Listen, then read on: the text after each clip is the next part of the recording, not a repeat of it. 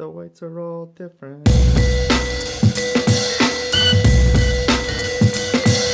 Welcome to video number 2 in my white balance series. In video number 1, I talked about what white balance is and how to set custom white balance on your camera using one of these guys. But I know what you're thinking. Isn't the gray side used for setting exposure and the white side used for setting white balance?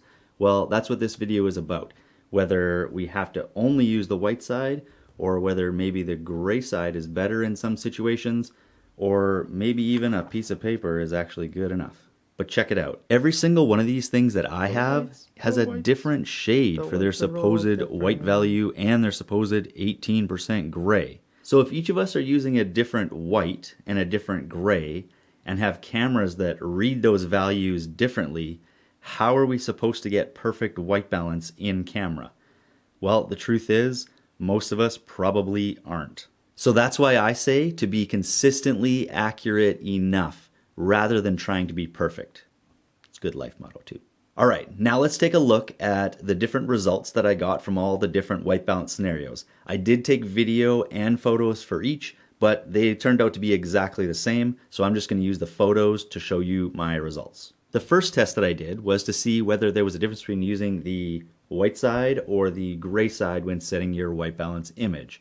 I'm going to show you 4 samples side by side, and your job is to guess which side used white to balance their image and which side used gray to balance. Also make sure to take note of which side you like better, and I'll reveal the answer after we're done. Let's go.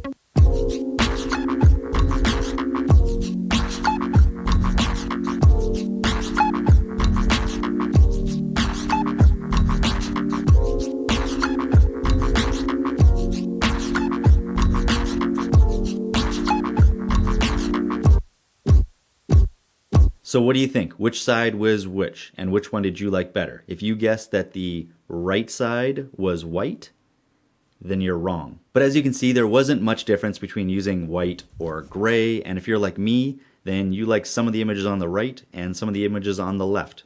It didn't really matter. The important thing is that both sides produced images that are easily correctable in post. So once again, the key here is to be accurate enough. For my second test, I wanted to test 2 different brands to see if there was a difference between them.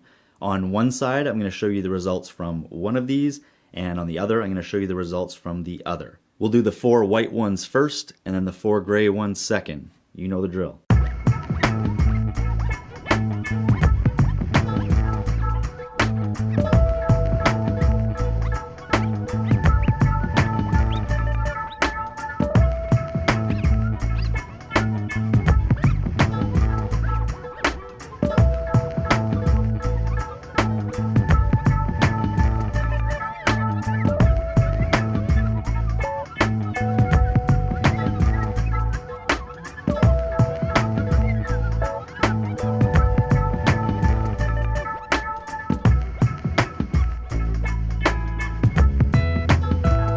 Okay, so which side did you prefer, or was it just a mixed bag of results again? Well, I'll just tell you that this one was on your left and this one was on your right. But the real thing to learn here is that each brand will produce a different look based on their whites and their grays.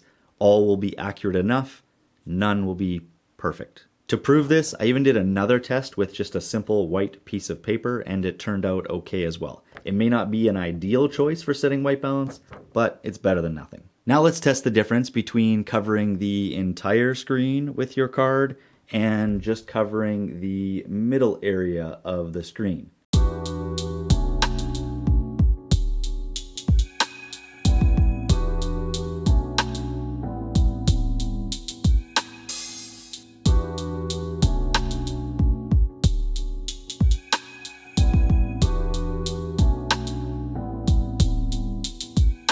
All right, so this time the ones that were covering the full frame were on the left, and the ones that were just covering the middle were on the right. And just like the last test, there's really not much difference between them. They're all good enough, and there's really not a true winner in my mind. But remember, if your white card is too small and it doesn't cover the middle at least, or the full frame, do not bring your card closer to the camera. That's not what you're supposed to do. you're supposed to bring the camera closer to the object because you want to keep this card as close to the focal plane of your subject as possible. So either zoom in or bring the camera closer and take the picture.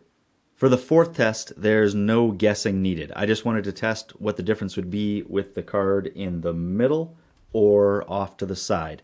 And this time, there was a big difference. The one that was off to the side was terrible, so make sure to either fill the frame or have it covering a good portion of the middle.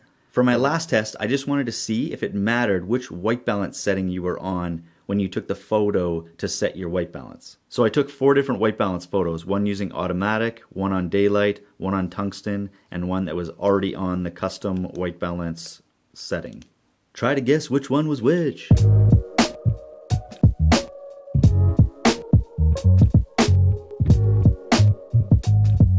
Alright, so which one was which? Well, considering you probably didn't even realize that I showed you 4 different pictures, proves that it doesn't matter what white balance setting you pick when you take your initial white balance photo.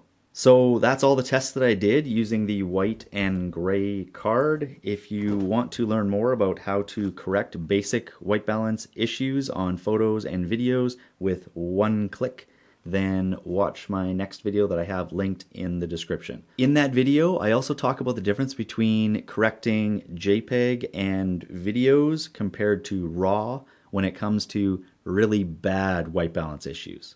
So make sure to check it out. If you got something out of this video or you're new to the channel, please consider subscribing, and I will catch you next time.